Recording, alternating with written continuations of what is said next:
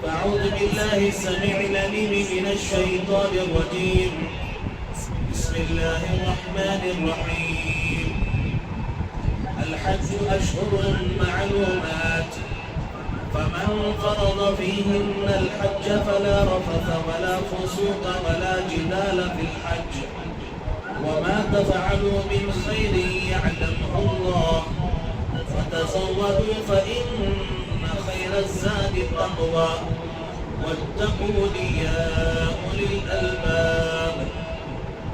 رب اشرح لي صدري ويسر لي أمري واحلل عقدة من لساني يفقهوا قولي. ساری تعریفیں ہر قسم کی حمد و ثنا کبریائی و بڑائی اس اللہ رب العزت کے لیے لاکھ اور زیبا ہے جو ہمارا اور اس ساری کائنات کا خالق اور مالک ہے. لاکھوں کروڑوں انگیری درود و سلام نازل ہو ہمارے اور آپ کے آخری نبی احمد مصطفیٰ محمد مصطفیٰ جناب محمد رسول اللہ صلی اللہ علیہ وسلم پر، جن کو اللہ رب العالمین نے اس ساری دنیا کے لیے آخری نبی، آخری رسول اور آخری پیغمبر بنا کر کے روانہ فرمایا. محترم حاضرین، نوجوان دوست و بزرگ، معزز خواتین اسلام، خطبہ مسنہ کے بعد سورہ بقرہ کی مشہور آیت کریمہ جو حج سے متعلق ہے آپ احباب کے سامنے پڑھی گئی ہے، اور آج کے خطبے میں انشاءاللہ اسی آیت کریمہ کی روشنی میں کچھ اہم باتیں احباب کے سامنے رکھنے جا رہا ہوں. دعا کریں اللہ رب العالمین سے رب ذوالجلال جو کچھ باتیں کتاب و سنت کی روشنی میں ہمارے سامنے آئے، اللہ تعالیٰ کہنے والوں کو، سننے والوں کو کہنے سننے سے زیادہ عمل کی توفیق عطا فرمائے. آمین یا رب العالمین. محترم حاضرین، جس مہینے سے یا جن ایام سے ہم گزر رہے ہیں یہ ذی القعدہ کا مہینہ ہے اور حج کے ایام ہی حج کے مہینے ہی. اللہ کے نبی صلی اللہ علیہ وسلم نے بتایا کہ شوال، ذی القعدہ اور ذی الحج یہ اشہر حرم ہی، یعنی حج کے مہینے ہی. لوگ رمضان کے بعد آج کی طرح تیز رفتار سواریاں پہلے نہیں تھی، تو لوگ اپنے اپنے دور میں، اپنے اپنے زمانے میں جو سواریاں ہوتی تھی یا کچھ لوگ پیدل بھی نکل جاتے تھے تو ایک لمبا عرصہ لگتا تھا، لمبی مدت لگتی تھی، وقت لگتا تھا. تو شوال ہی سے جو ہے حج کی تیاریاں کرتے اور نکل جاتے تھے حج کے سفر پر. تو ہم بھی دیکھ رہے ہیں کہ ہمارے شہر بنگلور سے گزشتہ جمعہ سے پہلے جمعرات کو پہلا قافلہ جو ہے، جمعرات کے دن 2 قافلے جو ہے یہاں سے روانہ ہوئے، مدینہ المنورہ پہنچے. اور ہم دیکھ رہے ہیں کہ مسلسل ہمارے شہر سے، ہمارے ریاست سے، صوبے سے، دنیا کے چپے چپے سے لوگ کعبۃ اللہ کی طرف رخ کر رہے ہیں، مکہ المکرمہ کی طرف رخ کر رہے ہیں، تاکہ اسلام کا جو 5واں اہم رکن ہے جسے حج کہتے ہیں، فریض حج کی ادائیگی کے لیے دنیا کے کونے کونے سے لوگ جو ہے کعبۃ اللہ پہنچ رہے ہیں. محترم حاضرین، اسی مناسبت سے میں نے سمجھا کہ حج سے متعلق کچھ باتیں ہمارے سامنے جو ہے آئیں اور یہ ہمارے لیے ضروری ہے. حج کا کوئی تربیتی پروگرام نہیں ہے، حج کا طریقہ نہیں بتاؤں گا میں، لیکن جو یہ سفر حج ہے یہ معمولی سفر نہیں ہے اور معمولی عبادت نہیں ہے. یہ سفر بھی عظیم ہے اور یہ عبادت بھی بڑی عظیم ہے. یہ اللہ رب العالمین حجاج کرام کے لیے اور غیر حاجیوں کے لیے، جو لوگ حج کو جا رہے ہیں اور جو لوگ حج کو نہیں جا رہے ہیں، دونوں کے لیے اللہ رب العالمین نے حج کے اس موقع کی مناسبت سے بڑی نصیحت کی باتیں اور بڑے اسباق اور بڑے دروس اللہ رب العالمین نے اس حج کے سفر میں رکھے ہیں. اور آئیے آج کے خطبے میں ہم معلوم کریں کہ حج کے سفر میں اللہ رب العالمین نے حاجیوں کے لیے اور غیر حاجیوں کے لیے کیا سبق رکھے ہیں اور کون سے اہم سبق ہیں.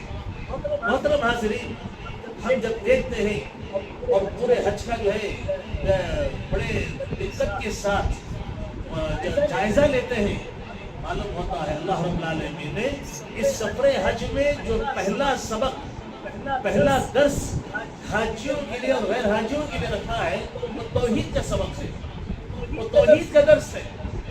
توحید یہ مسلمان کے لیے जन्नत में दाखिले के लिए अमल की कबूलियत के लिए ये शर्त है। अल्लाह रब्बुल आलमीन हाजियों को बुला करके और गैर हाजियों को हज के ताल्लुक से जो गौर व फिक्र करते हैं, अल्लाह रब्बुल आलमीन तौहीद का सबक और तौहीद का दर्स अल्लाह रब्बुल आलमीन उनके लिए रखे हैं। आप देखते हैं जब हाजी एहराम पहनता है, हाजी एहराम पहनते हैं और मीकात पर पहुंचते हैं, और जैसे ही मीकात के करीब पहुंचते हैं उनको जो तलबिया पढ़ना होता है, जो नारा बुलंद करना होता है, जो जुमले उन्हें अदा करने पड़ते हैं, वो तौहीद का नारा है, वो तौहीद का कलिमा है, तौहीद का उसे इकरार करना पड़ता है और उसे कहना पड़ता है लब्बैक अल्लाहुम्मा लब्बैक लब्बैक ला शरीक लक लब्बैक इन्नल हम्दा वन निअमता लक वल मुल्क ला शरीक लक। उसे बार बार इकरार करना पड़ता है हाजी को, अल्लाह तेरी जात में, तेरी इबादत में, तेरी सिफात में कोई शरीक नहीं है। तो इबादत में भी, तो अपनी जात में भी, तो अपनी सिफात में भी अकेला है, तन्हा है, अल्लाह कोई शरीक नहीं, तेरा कोई पार्टनर नहीं है, उसे ये इकरार करना पड़ता है। इसी तरह से जब वो समझो हजर अस्वद के पास पहुंचता है, हजर अस्वद के पास पहुंचता है, तवाफ शुरू करने के लिए उसे क्या कहना पड़ता है? उसे ये नारा बुलंद करना पड़ता है बिस्मिल्लाहि अल्लाहु अकबर। मैं शुरू कर रहा हूँ, मैं तवाफ शुरू कर रहा हूँ, बिस्मिल्लाह अल्लाहु अकबर। उस अल्लाह के नाम से जो सबसे बुलंद है, सबसे बड़ा है, उस अल्लाह के नाम से मैं अपना तवाफ शुरू कर रहा हूँ। लिहाजा वो तवाफ शुरू करता है अल्लाह ताला के बुलंद और बाला होने में इकरार करते हुए वो तवाफ को शुरू करता है। और इसी तरह से हजर अस्वद के पास दोबारा जब पहुंचता है, फिर जो है अल्लाह अकबर वो कहता है, इकरार करना पड़ता है, फिर उसे अल्लाह तू ही सबसे बड़ा है, तेरे बराबर कोई इस कायनात के अंदर नहीं है। इसी तरह से जब सफा पर पहुंचता है, सफा की पहाड़ी पर पहुंचता है हाजी, तवाफ मुकम्मल करने के बाद जब सफा पर पहुंचता है उसे ये कलिमा पढ़ना पड़ता है ला इलाहा इल्लल्लाह वहदहु ला शरीक लहु लहुल मुल्कु व लहुल हम्दु व हुवा अला कुल्ली शैइन कदीर ला इलाहा इल्लल्लाह वहदहु अंजज़ वअदहु व नसर अबदहु व हज़म अल अहज़ाब वहदहु। ये सारे के सारे कलिमात मेरे भाइयों तौहीद का सबक सिखाते हैं, तौहीद का दर्स देते हैं। अल्लाह की जात में कोई शरीक नहीं, उसकी इबादत में कोई शरीक नहीं, उसकी सिफात में कोई शरीक नहीं है। इसी तरह से मरवा पर पहुंचता है, वहां पर भी उसे कलिमा अदा करने पड़ते हैं, तौहीद का ये नारा उसे बुलंद करना पड़ता है। और इसी तरह से जब वो मिना में पहुंचता है, अरफात में पहुंचता है, और अरफात में खुसूसी तौर पर अल्लाह के नबी सल्लल्लाहु अलैहि वसल्लम ने फरमाया अल हज्जु अरफा, अरफा ये असल हज है। ये जिस आदमी का अरफा मिस हो गया, जो आदमी अरफात के मैदान में पहुंच नहीं पाया, मगरिब से पहले अगर वो नहीं पहुंचा, कम से कम उसका हज ही नहीं हुआ। इसीलिए हम देखते हैं सऊदी हुकूमत क्या करती है, ऐसे लोग जो यहाँ से चले जाते हैं और बीमार हो जाते हैं, कभी कभी लोग जो है आईसीयू में रहते हैं, आईसीयू में रहते हैं, तो वो लोग जो है मिना के मैदान में उनको नहीं लेके जाते, उनको मिना के मैदान में नहीं लेके जाते, जो बहुत सख्त बीमार है, आईसीयू में उनको रखा गया है। लेकिन अरफा का दिन जब आता है, जिलहज की 9 तारीख आती है, हुज्जाज किराम अरफात के मैदान में जब होते हैं, इनको एम्बुलेंस में जो है बाकायदा रख करके आईसीयू जो है बाकायदा यूनिट होती है, उसके अंदर ऐसी एम्बुलेंस में जो सौों की सैकड़ों की तादाद में होती है। आप उसी वीडियो में देखते होंगे, ऐसे हाजियों को जो बीमार है, आईसीयू में एडमिट है, इनको बाकायदा एम्बुलेंस में ले करके अरफात के मैदान में उनको ले जाया जाता है, और जैसे ही सूरज गुरूब होता है फिर उनको ला करके अस्पताल में एडमिट कर दिया जाता है। क्यों? अल्लाह के नबी ने फरमाया अल हज्जु अरफा, अरफा के मैदान में पहुंचना हाजी का जरूरी है, और यही असल हज है मेरे भाइयों। और वो जब अरफात का दिन आता है, प्यारे नबी सल्लल्लाहु अलैहि वसल्लम ने फरमाया उस वक्त, उस दिन आपको बेशुमार दुआएं आपको करनी पड़ेंगी आपको, लेकिन प्यारे नबी ने फरमाया मैं और मुझसे पहले जितने अंबिया ने عرفات کے میدان کی جو دعا پڑھی ہے وہ دعا کیا ہے؟ وہ کلمہ کیا ہے؟ لا الہ الا اللہ وحدہ لا شریک لہ لہ الملک ولہ الحمد وہو علی کل شیء قدیر.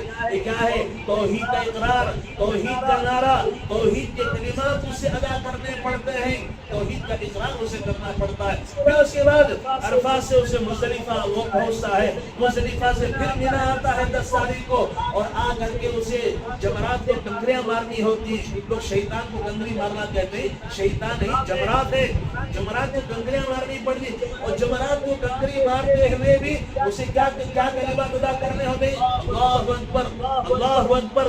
پڑھتے ہوئے وہ کنکریاں جو ہے مارے گا، قربانی دے گا، جانور ذبح کرے گا، بسم اللہ اللہ اکبر بول کر کے جانور ذبح کرے گا.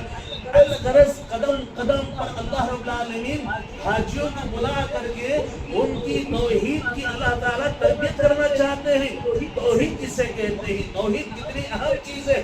اللہ تعالیٰ قدم قدم پر ان کو وہاں پر بلا کر کے یہ بات سکھانا چاہتے ہیں. میرے بھائیوں، پہلا جو سبق ہے، پہلا جو درس ہے اللہ تعالیٰ حاجیوں کے لیے جو حج میں رکھے ہیں، غیر حاجیوں کے لیے بھی وہ جو ہے درس توحید ہے. توحید کا سبق اللہ رب العالمین نے رکھا ہے. لہذا چلے ذرا آگے بڑھتے ہیں. دوسرا سبق، دوسرا درس اللہ رب العالمین نے حاجیوں کے لیے اور غیر حاجیوں کے لیے جو رکھا ہے میرے بھائی وہ یہ ہے، اللہ کے نبی کی اتباع. کسی بھی عمل، کسی بھی نیک عمل میں اللہ کے نبی کی اتباع ضروری ہے، نبی کا طریقہ ضروری ہے، نبی کی پیروی ضروری ہے. اللہ رب العالمین اتباع رسول کسے کہتے ہیں؟ نبی کی اتباع کا کیا مقام ہے؟ اللہ تعالیٰ حاجیوں کو بلا کر اللہ تعالیٰ اس وقت سکھاتے ہیں. کیسے؟ آپ دیکھیں، آپ حج کے لیے جا رہے ہیں، عمرے کے لیے جا رہے ہیں، یہاں سے جب روانہ ہوتے ہیں، اگر ڈائریکٹ فلائٹ ہے یہاں سے، اگر ڈائریکٹ فلائٹ ہے جدہ پہنچ رہے ہیں، حاجی کیا کرتے ہیں؟ عمرہ کرنے والے کیا کرتے ہیں؟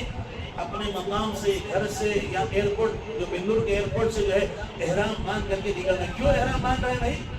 احرام کیوں باندھے؟ آپ اپنے من مانی اپنے پسند کپڑوں میں جو ہے آپ جا سکتے ہیں نا. نہیں، کیوں؟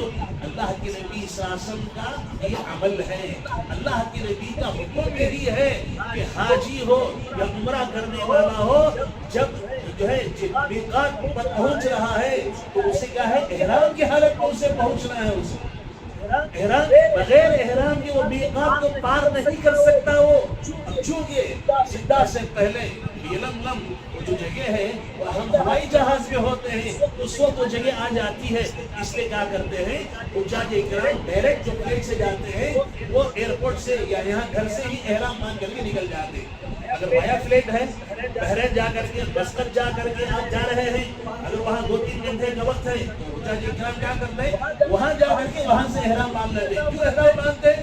اللہ کے نبی کا طریقہ یہی ہے، نبی کا طریقہ یہی ہے. اسی طرح سے، اسی طریقے سے وہاں مکہ پہنچتے ہی، مکہ پہنچنے کے بعد حجاج کرام جو ہے آرام سے سو نہیں جاتے، کھاتے پیتے ایسی زندگی نہیں گزارتے. اور سب سے پہلے پہنچتے کہاں ہیں؟ وہ سب سے پہلے ان کی طرف ہوتی ہے کعبۃ اللہ کو دیکھے، کعبۃ اللہ کا دیدار کرے، اللہ کی اس عظمت والے گھر کا دیدار کرے اور وہاں سب سے پہلے پہنچے. جو وہاں پہنچتے ہیں حجاج کرام، اللہ کے نبی صلی اللہ علیہ وسلم کا یہ عمل ہے. کیا کر اللہ کے نبی نے بتایا؟ آپ طواف قدوم میں ہیں، پہلا طواف آپ کا شروع ہو رہا ہے تو حاجی کیا کرے گا؟ عمرہ کرنے والا یہ سیدھا جو کندھا ہے یہ کھلا رکھے گا. استوا کہتے ہیں اسے، چادر کو میرے سیدھے بغل کے نیچے سے لے کر کے ڈال لے گا اور سیدھا جو کندھا ہے یہ کھلا رہے گا. یہ کیوں کھلا رہے گا؟ یہ اللہ کے نبی کی اتباع ہے. اللہ کے نبی نے ایسے ہی کیا ہے اور آپ کو ایسے ہی کرنا پڑے گا. ٹھیک ہے، آپ چکر شروع کر رہے ہیں، کہاں سے شروع کر رہے ہیں؟ آپ حجر اسود سے، رکن یمانی سے نہیں شروع کر رہے، حجر اسود ہی سے شروع کریں. کیوں؟ اللہ کے نبی نے فرمایا طواف جو شروع ہوگا وہ حجر اسود ہی سے شروع ہوگا. اسی طرح سے شروع کے جو 3 چکر ہیں، شروع کے جو 3 چکر ہیں، اللہ کے نبی نے فرمایا مردوں کو چاہیے وہ جو ہے رمل کرے، یعنی تھوڑا تیز رفتار سے چلے، سینہ تان کر کے تیز رفتاری کے ساتھ چلے. کیوں؟ یہ اللہ کے نبی کی اتباع ہے. اللہ کے نبی نے ایسے ہی کہا ہے. آپ یہ نہیں کہیں گے ہمارے فلاں امام مولوی صاحب نے ایسے کہا ہے ہم ایسے کریں گے، فلاں امام صاحب نے ایسے کہا ہے. اللہ کے نبی صلی اللہ علیہ وسلم نے جیسے کیا ہے عمل ویسے ہی وہاں پر ہوگا. 7 جو ہے چکر مکمل ہونے کے بعد جو ہے آپ کا طواف مکمل ہو جاتا ہے. آپ کیا کرتے پھر وہاں سے مقام ابراہیم کے پاس جاتے ہیں 2 رکعت نماز پڑھتے ہیں. آپ کیوں پڑھتے ہیں؟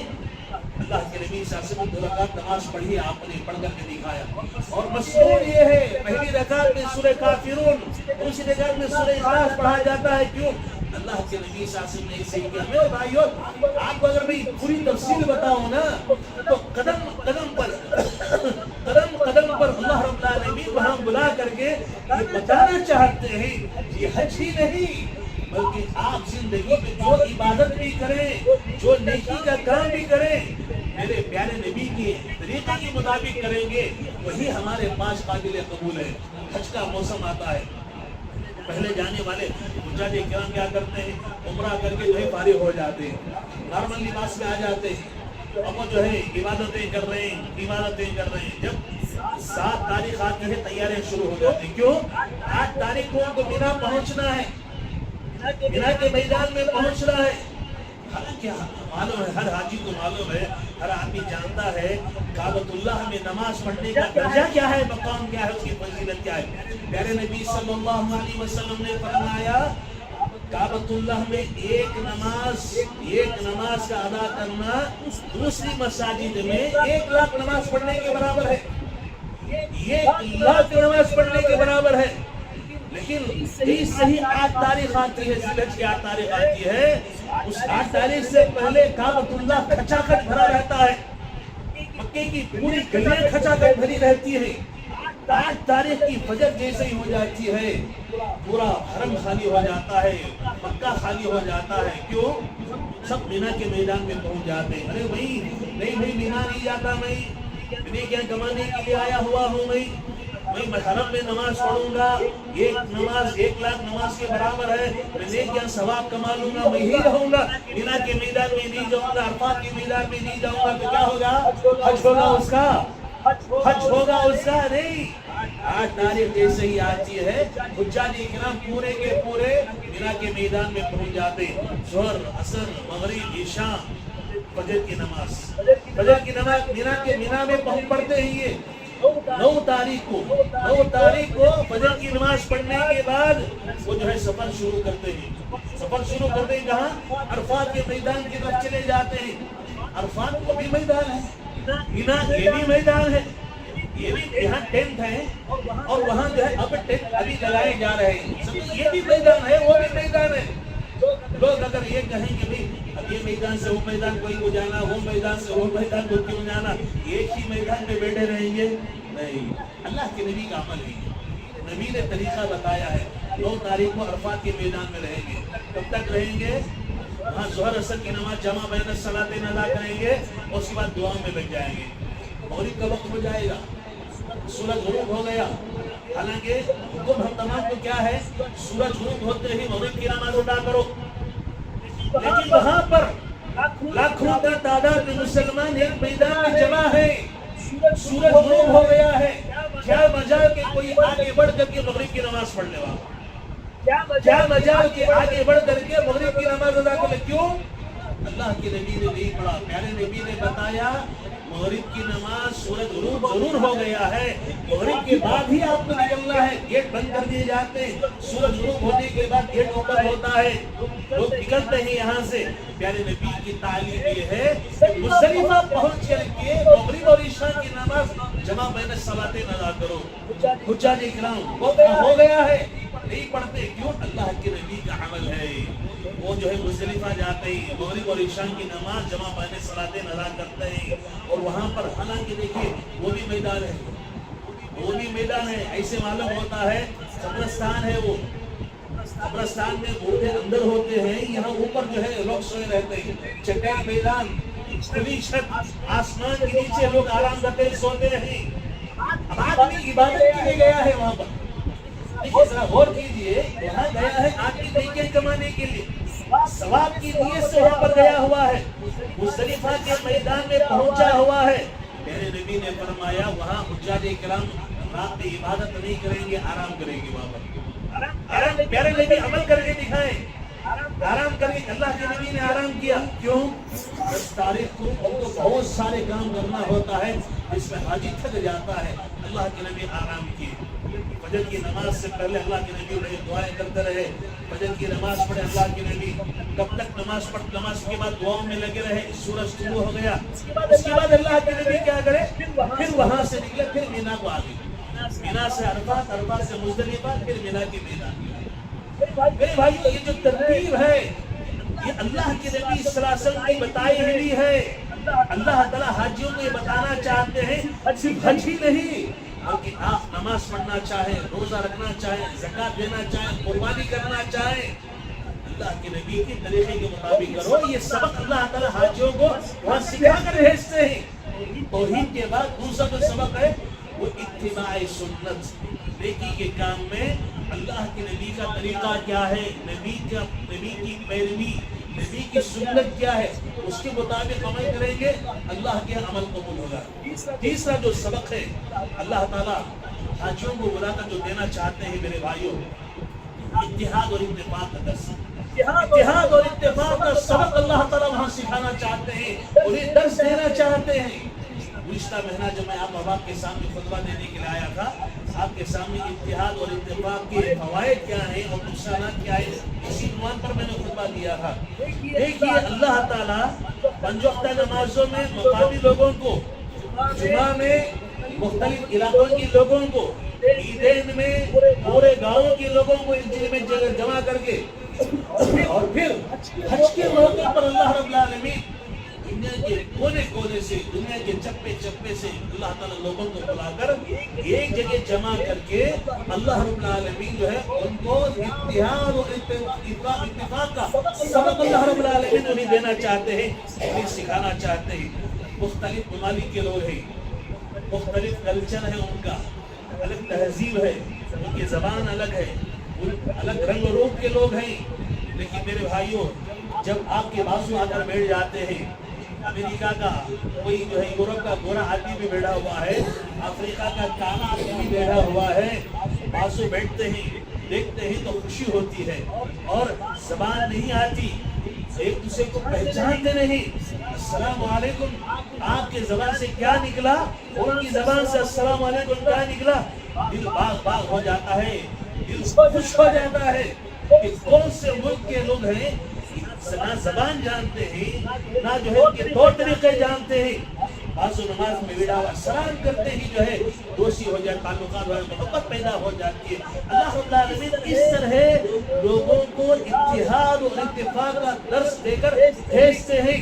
یہاں جو سبق تم نے سیکھا ہے، جا کر کے وہاں پر ایسے زندگی گزارو، وہاں زبان الگ ہونے کی وجہ سے، تہذیب الگ ہونے کی وجہ سے ہو سکتا ہے تکلیف ہو آپ کو، لیکن آپ ہر چیز کو برداشت کرتے ہیں، ہر چیز کو برداشت کرتے ہیں۔ وہاں جا کر بھی آپ جو ہے ایک دوسرے کے مزاج کو، جو ہر آدمی کا مزاج الگ ہوتا ہے، اسے برداشت کرو اور اتحاد اور اتفاق کو ہاتھ سے جانے نہ دو۔ یہ سبق اللہ رب العالمین دے کر بھیجتے ہیں۔ اسی طرح میرے بھائیوں ایک اور سبق جو حاجیوں کو اللہ رب العالمین وہاں دیتے ہیں، اور دوسرے لوگوں کو بھی جو دیکھتے ہیں، جو حج کے تعلق سے معلومات رکھتے ہیں، اللہ تعالیٰ جو ہے ان کو یہ سبق دیتے ہیں۔ وہ جگہ ایسی جگہ ہے، اللہ تعالیٰ کے دربار میں جب کوئی پہنچتا ہے وہ اپنے علاقے کا بادشاہ ہوگا، وہ اپنے علاقے کا حاکم ہوگا، وہ اپنے علاقے کا کروڑ پتی ہوگا، وہ اپنے علاقے کا کوئی بڑے سے بڑے عہدے اور منصب والا ہوگا، کوئی غریب ہوگا، کوئی فقیر ہوگا۔ اللہ اکبر، جب اس دربار میں اللہ تعالیٰ بلاتے ہیں تو کس حالت میں بلاتے ہیں ان کو، ان کے اپنے مقامی اپنے قیمتی کپڑوں کو اتار کر کے اللہ رب العالمین کیا کرتے ہیں، احرام کی چادروں میں اللہ تعالیٰ ان کو بلاتے ہیں، اور اللہ تعالیٰ بلا کر یہ بتاتے ہیں میرے دربار میں سب برابر برابر ہے، تو بادشاہ ہوگا تو اپنے علاقے کا حاکم ہوگا، فلاں ہوگا فلاں ہوگا، میرے دربار میں آتے ہی سب جو ہے برابر برابر ہے۔ اللہ تعالیٰ جو ہے یہ برابری کا، مساوات کا اللہ رب العالمین جو ہے قدم قدم پر جو ہے سبق دیتے ہیں۔ حالانکہ مختلف خاندان کے، مختلف قبیلوں کے لوگ ہوتے ہیں، ہر لحاظ سے مختلف ہوتے ہیں، اللہ کے دربار میں جب پہنچتے ہیں سب برابر برابر ہو جاتے ہیں، ایک ساتھ جو ہے طواف کر رہے ہیں، ان کے لیے اسپیشل طواف نہیں ہے، اور جو ہے صحیح جب کرتے ہیں اسپیشل ان کے لیے کوئی جو ہے صحیح نہیں ہے، गरीब भी साथ में जो है सही कर रहा है, बड़ा हाकिम भी जो है वो सही कर रहा है। इसी तरह से मिना के मैदान हो, अरफात का मैदान हो, मुज़दलिफा का वो मैदान हो, मेरे भाई तंबीरें मारने का मुकाम हो, हर आदमी के बराबर एक हाकिम को भी, एक मालदार को भी, एक करोड़पति को भी, एक बड़े से बड़े आदमी को भी जो है आम आदमी के बराबर हर काम जो है उसे करने पड़ते हैं। अल्लाह रब्बुल आलमीन बताते हैं दुनिया में लोगों के नज़दीक ऊंच नीच होगा, अल्लाह के पास ऊंच नीच नहीं है। जो तक़वा में आगे है अल्लाह ताला के पास उसका मकाम बहुत ऊंचा है। इसी तरह से मेरे भाइयों अल्लाह ताला जो है हाजियों को वहाँ बुलाकर एक और सबक जो देना चाहते हैं वो ये है कि हाजी जो एहराम की 2 चादरें पहनता है, एहराम की जो 2 चादरें पहनता है, हाजी को अल्लाह रब्बुल आलमीन ये बताते हैं आज तुम अपने मुल्क को छोड़कर गए हो, अपने कारोबार को छोड़कर गए हो, अपने बीवी बच्चों को छोड़कर गए हो, अपने माँ बाप को, भाइयों को, खानदान कबीले को, शहर को छोड़कर गए हो, लंबे सफर पर रवाना हुए हो। एक वक्त ऐसे भी आएगा आपको ये दुनिया छोड़कर जाना पड़ेगा, आपको ये दुनिया छोड़कर जाना पड़ेगा। ये लंबा सफर जरूर है, लेकिन आपकी जिंदगी में और इससे लंबा सफर आने वाला है, इसमें आपको तने तनहा जाना है और सफर आखिरत है। अल्लाह ताला जो है ये सबक को देना चाहते हैं और साथ साथ एहराम की जो 2 चादरें हैं अल्लाह ताला इसके जरिए उनको ये सबक देना चाहते हैं, उनको ये बताना चाहते हैं ऐ हाजी आज तो अपने अपने जिस्म के सारे कपड़ों को निकाल दिया है, सारे कपड़ों को निकाल दिया है, एक एहराम की चादर बांध लिया है और एहराम की और चादर जो है अपने कंधे पर डाल लिया है। याद रख जब तो सफर आखिरत पर रवाना होगा इसी तरह तेरे सारे कपड़े निकाल लिए जाएंगे, तेरे सारे कपड़े निकाल लिए जाएंगे, तू नहीं निकालेगा, लोग निकालेंगे और 3 चादरों में तुझे लपेट करके रुखसत कर देंगे, सफर पर रवाना कर देंगे। मेरे भाइयों अल्लाह रब्बुल आलमीन सफर हज पर जाने वाले हुज्जाज किराम या उन जाने वालों को देखने वालों को अल्लाह ताला सबक देते हैं। देखो आज ये 2 चादरें पहन करके सफर हज पर जा रहा है, एक वक्त ये भी आएगा जब इसके कपड़े निकाल करके जो है 3 चादरों में लपेट करके इसे रुखसत कर दिया जाएगा। अल्लाह रब्बुल आलमीन जो है मौत की याद अल्लाह रब्बुल आलमीन दिलाना चाहते हैं और मौत का सबक अल्लाह रब्बुल आलमीन उसे सिखाना चाहते हैं। मेरे भाइयों वक्त जो है गुजर रहा है, 2 बातें और हमारे सामने रह गई है। एक और सबक अल्लाह रब्बुल आलमीन ने जो हाजियों के लिए रखा है, दूसरों के लिए रखा है, वो ये है अल्लाह कहते हैं देखो दीन के साथ दुनिया को लेकर चलो, दीन ये भी जरूरी है, दुनिया भी जरूरी है, लिहाजा आप दीन और दुनिया दोनों को साथ लेकर के चलो। आप हज के ताल्लुक से जब कुरान मजीद में आयत पढ़ते हैं, जैसे भी आयत हमारे सामने आई अल हज अशहुरुन मालूमात, आगे पढ़ते जाएंगे अल्लाह रब्बुल आलमीन ने आगे फरमाया कि वहाँ पहुँचने के बाद नेक लोग अल्लाह से क्या दुआ करते हैं, रब्बना आतिना फिद दुनिया हसना व फिल आखिरति हसनतुन व क़िना अज़ाबन नार।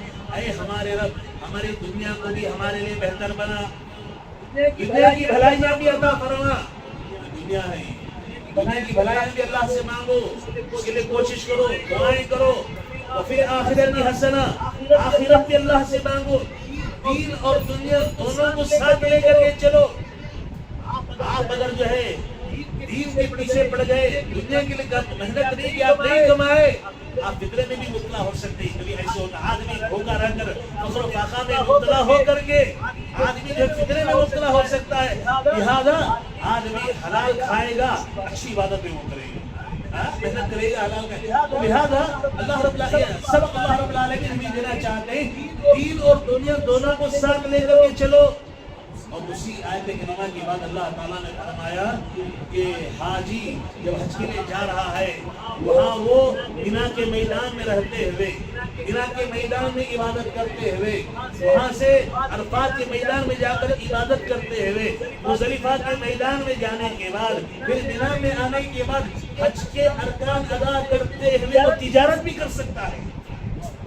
कितनी बड़ी बात, कितनी बड़ी बात अल्लाह रब्बुल आलमीन ने बताया कि हाजी हज के अरकान अदा करते हुए वो तिजारत भी कर सकता है, तिजारत भी कर सकता है।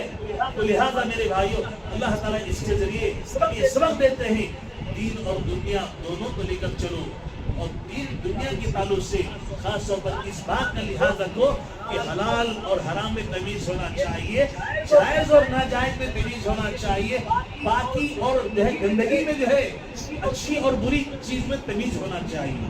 اور آخری سبق جو آپ کے سامنے ہمارے آج کے خطبے میں آ رہا وہ یہ ہے، اللہ رب العالمین حاجیوں کو بلا کر یہ سبق اللہ تعالیٰ دیتے ہیں، اللہ کی جو شعائر ہیں، اللہ کی جو نشانیاں ہیں، توحید کی عظمت کی جو نشانیاں ہیں، جیسے کعبۃ اللہ ہے، اللہ تعالیٰ کی جو توحید کی نشانی ہے، توحید کا مرکز ہے وہ، اور جو ہے کعبۃ اللہ ہے، حجر اسود ہے، زمزم ہے، صفا مروہ ہے، مینا کا میدان ہے، عرفات کا میدان ہے، مزدلفہ، یہ جمرات، یہ ساری جو ہے شعائر اللہ، اللہ تعالیٰ نے قرآن میں فرمایا کہ اللہ کے شعائر کا احترام کرو، اس کی عظمت کا جو ہے پاس و لحاظ رکھو، اس کا احترام کرنا چاہیے، کعبۃ اللہ میں جا کر کے بے حرمتی نہیں کرنا چاہیے، میں نے صفا مروہ کے پہاڑیاں جہاں ہیں وہاں جا کر گناہ کا کام نہیں کرنا چاہیے،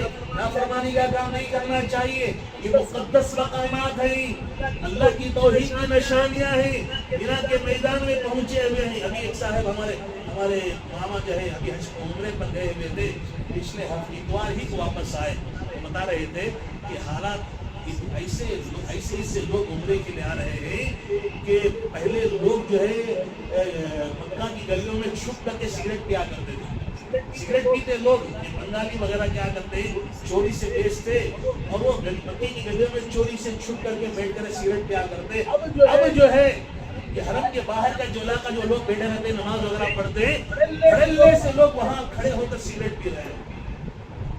حالانکہ سے میرے بھائیوں آپ سوچیں، اللہ تعالیٰ نے فرمایا کہ اللہ کے شعائر کا احترام کرنا چاہیے، یہ قرآن مجید ہے، یہ مساجد ہے، یہ بیت اللہ ہے، یہ سارے کے سارے جو ہے اللہ تعالیٰ کی توحید کے نشان شعائر ہیں، یہ اس کا احترام ہر مسلمان کو کرنا چاہیے، بے حرمتی نہیں ہونی چاہیے، بے حرمتی سے بچنا چاہیے، ورنہ جو ہے اللہ کے بہت بڑے مجرم ہوں گے۔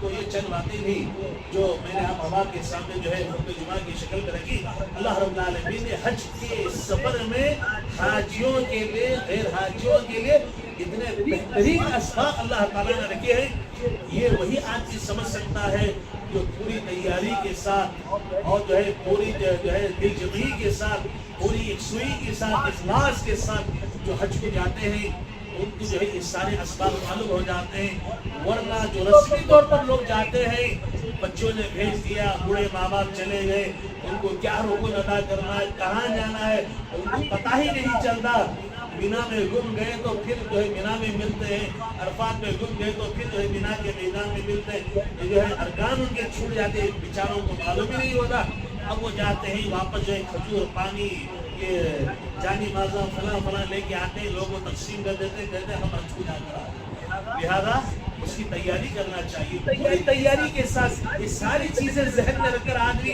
جو حج کے لیے جاتا ہے، قدم قدم پر یہ اسباب اسے جو ہے یاد آتے رہتے ہیں، اور واقف ان اسباب کو سیکھ کر یاد کر کے جو ہے وہ آتا ہے، اسے اپناتا ہے، عمل کرتا ہے۔ اللہ رب العالمین سے دعا کریں، اللہ رب العالمین جو احباب حج کے لیے جا چکے ہیں، اللہ تعالیٰ ان کو دوبارہ بار بار حج کی توفیق نصیب فرمائے، جو لوگ ابھی تک حج بیت اللہ کے لیے نہیں گئے ہوئے ہیں، اللہ تعالیٰ ہر مسلمان کو حج بیت اللہ کی توفیق نصیب فرمائے۔ اللہ رب العالمین کم سے کم جو غریب احباب ہیں، جو حج جن پر فرض نہیں ہے، کم سے کم اللہ رب العالمین عمرے کے لیے توفیق عطا فرمائے۔ اللہ رب العالمین یہ صحیح معنی میں جو حجاج کرام حج پر گئے ہوئے ہیں، اللہ تعالیٰ ان کی حفاظت فرمائے، اللہ تعالیٰ سنت کے مطابق ارکان ادا کرنے کی توفیق عطا فرمائے۔ رب ذوالجلال ہم تمام احباب کو بھی حج کے سفر سے، حج کی عبادت سے جو اہم اسباق حاصل ہوتے ہیں، جو ہم نے سنا ہے، اللہ رب العالمین اس کا اپنانے اور اس پر عمل کرنے کی توفیق عطا فرمائے، آمین۔ ربنا تقبل منا انك انت السميع العليم وتب علينا انك انت التواب الرحيم، واخر دعوانا الحمد لله رب العالمين۔